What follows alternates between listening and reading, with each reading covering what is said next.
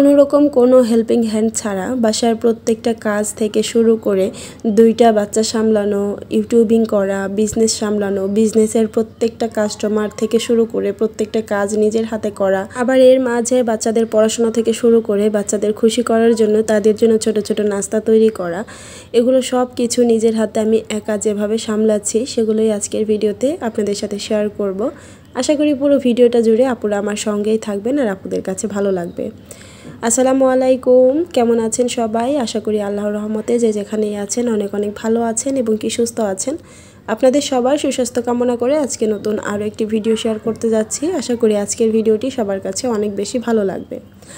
আজকে হচ্ছে দুইটা বেডরুমেরই বিছানা চাদর উঠাবো, সেই সাথে দুই রুমেরই মশারি উঠাবো, সেই সাথে ছোট বাবু থাকলে তো কাপড় চোপড়ের অভাব নেই, এছাড়াও হাজব্যান্ডেরও বেশ কিছু কাপড় আছে। সব কিছু মিলিয়ে বলতে গেলে আজকে কাপড়ের একদম পাহাড় জমে গিয়েছে, তো সবগুলোই ধুবো। সকালবেলা কিন্তু আমার রান্না বাড়া সব কাজ কিন্তু শেষ, আর এটা ছিল বৃহস্পতিবার দিনের একটা ভিডিও। তো সব কাজই তো শেষ, এখন হচ্ছে নাস্তা করার পরে আমি মূলত ঘরের এই কাজগুলো শুরু করেছি। আর বৃহস্পতিবার তো ছুটির দিন ছিল, পহেলা মে ছিল, সবাই জানেন। রোজারও পরীক্ষা শেষ হয়ে গিয়েছে বুধবার, তো আজকে মোটামুটি আপনাদের ভাইয়া সেই সাথে রোজা দুইজনই কিন্তু বাসায় আছে। আর ওরা দুইজন হচ্ছে বাবুর কাছে আছে বিধায় কিন্তু আমি আমার মতো করে কাজগুলো করে নিচ্ছি। অন্যান্য দিন তো বাবুকেও রাখতে হয়, তার ফাঁকে ফাঁকেও হচ্ছে কাজগুলো সামলাতে হয় আর কি। আর এখন যেহেতু বাবু একটু একটু বড় হচ্ছে, ও কিন্তু ওর আশেপাশে মানুষ আছে কি না নাই সেটা কিন্তু বুঝে।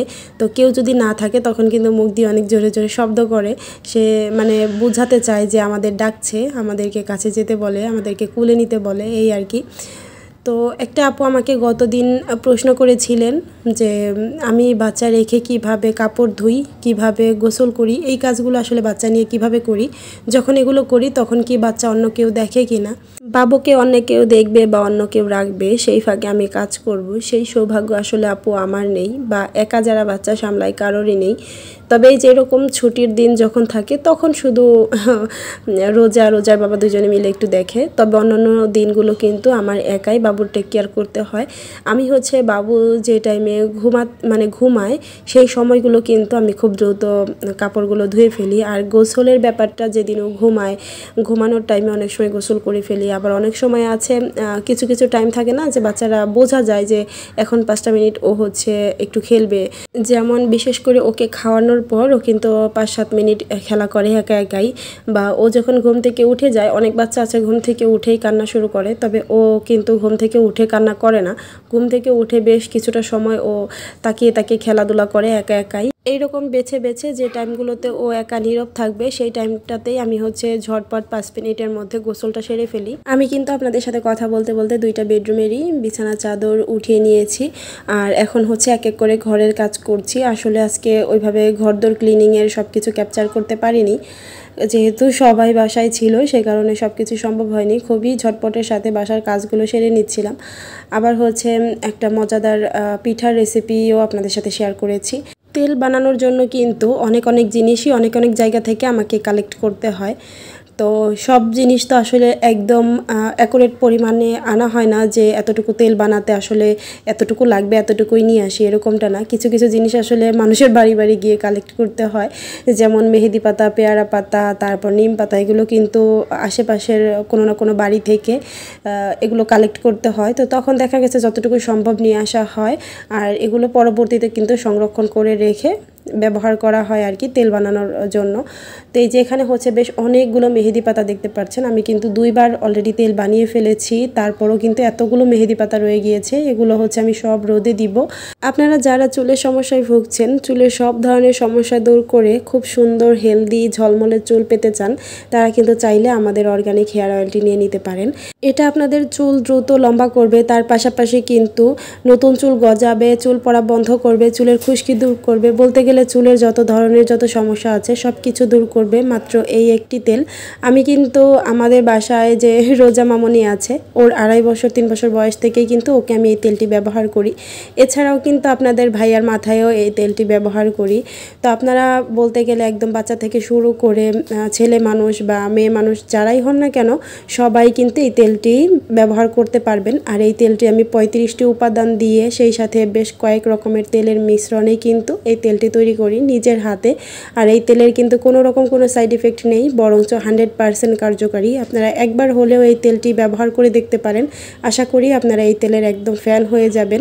আপনারা কিন্তু ঠিক এরকম 250 মিলির একটা বোতল পেয়ে যাবেন আমাদের কাছ থেকে। আর যারা ভাবছেন যে আপনারা চুল পড়ার সমস্যা কিভাবে দূর করবেন, তো আর ভাবাভাবি করে সময় নষ্ট করবেন না। স্ক্রিনে থাকা নাম্বারে ইমো হোয়াটসঅ্যাপ আছে এবং কি সরাসরি কল করেও কিন্তু আপনারা দ্রুত অর্ডারটি কনফার্ম করে ফেলতে পারেন।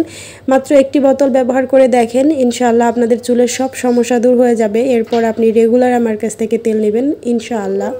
তো এখানে কিন্তু আমি সবগুলো জিনিস রোদে দিয়ে দিয়েছি। আর নতুন একটা ঝাড়ু এনেছে আপনাদের ভাইয়া, বাসার ঝাড়ুটা নষ্ট হয়ে গিয়েছে, তো এই ঝাড়ুটাও হচ্ছে আমি রোদে দিয়ে দিলাম। এটাও সারাদিন রোদ হওয়ার পর আমি বিকালবেলা একটু চিরুনি করে আশ্রিয়ে নিব।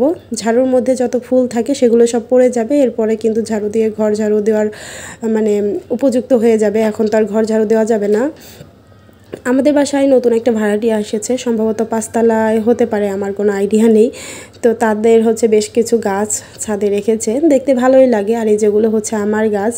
আর পুঁই শাকগুলো এত সুন্দর হয়েছে দেখলেই মনটা একদম জুড়িয়ে যায়। ভেবেছি এবার আর পুঁই শাক কাটবো না, বড় হতে দিব, যত বড় হতে পারে বড় হতে দিব। সুন্দর করে মানে একটু কঞ্চি বা ডাল দিয়ে সুন্দর করে ছাইয়ে দিব, যাতে করে সুন্দর মতো বাড়তে পারে। আর যখন অনেক বেশি পরিমাণে বাড়বে তখন হচ্ছে কেটে কেটে যেন খেতে পারি। একা বাচ্চার মায়েদের আসলে কাজের তো কোনো শেষ নেই, তারপরেও কিন্তু বাচ্চাদের এক্সট্রা যে কেয়ারটা সেটাও কিন্তু থাকে। যেমন বাসায় বেশ কিছু কলা আনা হয়েছিল, তার মধ্যে কিছু কলা হচ্ছে নরম হয়ে গিয়েছে। তো ভাবলাম যে বাচ্চাদেরকে খুব মজার একটা পিঠা বানিয়ে দেই, কারণ নরম হয়ে যাওয়া কলা আমি নিজেও খেতে পছন্দ করি না, সেই সাথে বাসায় কেউই খেতে পছন্দ করে না। আর এতগুলো কলা আসলে ফেলে দিতে তো একটু মায়াই লাগে, কারণ যারা আমরা শহর বাজারে থাকি প্রত্যেকটা জিনিসের কি পরিমাণ দাম সেটা তো আমরা জানি। এখন আসলে জিনিসের দামের কথা বলে শেষ নেই। আমাদের মতো মধ্যবিত্ত মানুষেরাই মাঝে মাঝে হিমশিম খেয়ে যায়। নিম্ন মধ্যবিত্ত মানুষ, যারা নিম্ন ফ্যামিলির মানুষ, তাদের যে কী অবস্থা ভাবলেই আসলে খুব বেশি খারাপ লাগে। তো যাই হোক, এখানে হচ্ছে আমি 4টা কলা, সাথে হচ্ছে পরিমাণ মতো অল্প পরিমাণ চিনি দিয়েছিলাম, কারণ কলা তো এমনিতেই অনেক বেশি মিষ্টি হয়। এটা ব্লেন্ডারে একটু ব্লেন্ড করে নিয়েছি, আর খুব সুন্দর কিন্তু একটা পিউরি হয়ে গিয়েছে। আর এই পিউরির মধ্যে আমি হচ্ছে সামান্য পরিমাণ বেকিং সোডা দিব, খুবই সামান্য পরিমাণ দিব। আর এর মধ্যে সামান্য একটু আপনারা লবণ দিতে পারেন, মিষ্টি জাতীয় সব খাবারে একটু লবণ দিলে স্বাদটা ব্যালেন্স হয়। এরপরে হচ্ছে অল্প অল্প করে আটা মিক্সড করব। তো আটা মিক্সড করব আর হচ্ছে দেখবো এটার ঘনত্ব কতটুকু। ঘনত্ব যখন একদম পারফেক্ট আসবে তখন একদম ঠিক আছে। আমি এই একটা ব্যাটার দিয়েই হচ্ছে 2 রকমের পিঠা বানিয়ে আপনাদের সাথে শেয়ার করব। আর 2টা পিঠাই কিন্তু খেতে বেশি মজা, তবে কোন পিঠাটা বেশি মজা সেটাও কিন্তু বলে দিব। আপনারা অবশ্যই যেটা বেশি মজা সেটা ট্রাই করবেন, আপনাদের কাছে ভালো লাগবে। বাসায় যখন কলাগুলো বেঁচে যায় তখন কিন্তু ঝটপট এরকম পিঠা চাইলেই বানিয়ে নেওয়া যায়। আর এখন যেহেতু গরম বেশি, আর এই গরমের মধ্যে কিন্তু কলা ঘরে আনলে একদমই থাকতে চায় না, 1 দিন 2 দিনেই কিন্তু বেশি পেকে যায়। তো আমি এই যে এরকম তেলের পিঠা বানিয়ে নিচ্ছিলাম। তো আমি কয়েকটা তেলের পিঠা বানানোর পর আমার কেন যেন এটা আর বেশি ভালো লাগছিল না। পরবর্তীতে কিন্তু আমি এই ব্যাটারটার মধ্যে আর একটু আটা দিয়ে একটু ঘন করে নিয়েছিলাম, আর হাত দিয়ে বড়ার মতো করে দিয়েছি। আর তারপর ছোট ছোট করে বড়া পিঠা বানিয়েছি, আর সেগুলো কিন্তু খেতে বেশি মজা হয়েছিল এই তেলের পিঠার থেকে। 2টাই মজা, তবে তেলের পিঠার থেকে বড়া পিঠাটা বেশি মজা হয়েছিল। আপনারা যখন তৈরি করবেন তখন আমি বলবো এরকম ছোট ছোট করে বড়ার মতো করে তৈরি করবেন, এতে করে বাচ্চারা খাবেও ভালো, যেহেতু ছোট ছোট পিঠা হাতে নিয়ে মানে ওদের খেতেও সুবিধা হবে, আবার হচ্ছে দেখতেও বেশি ভালো লাগে আর কি। তো আসলে বাচ্চার মায়েদের কাজের শেষ নেই। বাচ্চাদের ছোট ছোট আবদার পূরণ থেকে শুরু করে এদের লেখাপড়া, এদের টেক কেয়ার করা, তারপর নিজের জন্য অবশিষ্ট আসলে কোনো কিছুই থাকে না। তবে এটাই হচ্ছে প্রত্যেকটা মায়েদের শান্তি, কারণ আমরা যত কষ্টই হোক না কেন আমরা কিন্তু চাই আমাদের বাচ্চাগুলো ভালো থাকুক। আর বাচ্চাগুলো ভালো রাখার জন্য আসলে মায়েরা তাদের জীবনটাও দিয়ে দিতে রাজি। এদিক থেকে কিন্তু আমার পিঠাগুলো খুব সুন্দর করে লাল লাল করে ভেজে নেওয়া হয়ে গিয়েছে। মাশাআল্লাহ কালারটাও যেরকম সুন্দর হয়েছে, উপরটা ছিল একদম ক্রিস্পি, তবে ভিতরটা খুবই নরম ছিল। আপনারা চাইলে এই পিঠাটার মধ্যে কিছু চাউলের গুঁড়া বা কিছু সুজিও অ্যাড করে দিতে পারেন, তাতে আরেকটু ক্রিস্পি বাড়বে, খেতে খুবই ভালো লাগবে। আর এই যে এখানে হচ্ছে বিকালবেলা রোজা আর রোজার বাবা দুইজনেই রেডি হয়ে গিয়েছে, কারণ রোজার সাথে কথা ছিল ওর পরীক্ষা শেষ হয়ে গেলে ওকে হচ্ছে ঘুরতে নিয়ে যেতে হবে। তো ওর বাবা হচ্ছে ওকে আজকে পার্কে নিয়ে যাবে। আমাদের বাসার কাছাকাছি একটা পার্কের মতো আছে, আসলে পার্ক বলা যায় না, ওটা একটা কমিউনিটি সেন্টার। তো ওখানে বাচ্চাদের খেলার একটা প্লে জোন আছে, তো ওখানে নিয়ে যাবে। আর সে সাথে ও হচ্ছে একটু রেস্টুরেন্টে যাবে, খাওয়া দাওয়া করবে। তো আমি হচ্ছে এই যে আমার ছোট বাবাটাকে নিয়ে বাসায় আছি, ইনি তো ঘুমাচ্ছে। এই সুযোগে আমি হচ্ছে অনেক অনেক কাজ করব, এই কারণে রোজার বাবাকে আর রোজাকে বলছিলাম যে তোমরা তাড়াতাড়ি যাও, আমি ভিডিও এডিট করব, ভয়েস ওভার করব, সেটা আপলোড করব। মানে আমি হচ্ছে দুপুর পর্যন্ত সংসারের পুরো রাজ্যের কাজ করি, আর দুপুরে খাওয়া দাওয়ার পর শুরু হয় আমার এডিটিং, তারপর হচ্ছে ভয়েস ওভার আপলোড, তারপর বিকালবেলা বাচ্চাদেরকে নিয়ে আবার ছাদে যেতে হবে, তারপর হচ্ছে কি বলে সন্ধ্যার পরে রান্না বাড়া থেকে শুরু করে এত এত কাজ, আসলে এগুলো যদি আমি বলতে যাই আমার এই 10-15 মিনিটের ভিডিওতে শেষ হবে না। আসলে বাচ্চার মায়েদের সব কিছু এভাবেই সামলাতে হয়, আর এর মধ্যেই আমাদের সবটুকু শান্তি।